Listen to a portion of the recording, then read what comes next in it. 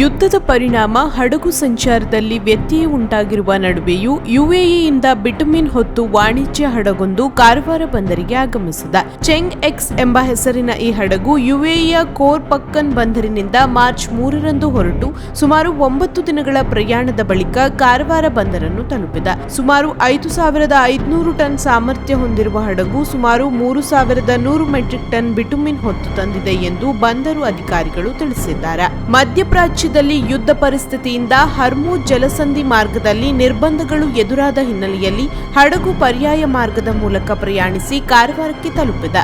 ಯುದ್ಧ ಆರಂಭವಾದ ಬಳಿಕ ಯುಎಇಯಿಂದ ಕಾರವಾರ ಬಂದರಿಗೆ ಬಂದಿಳಿದ ಮೊದಲ ಹಡಗು ಇದಾಗಿದೆ.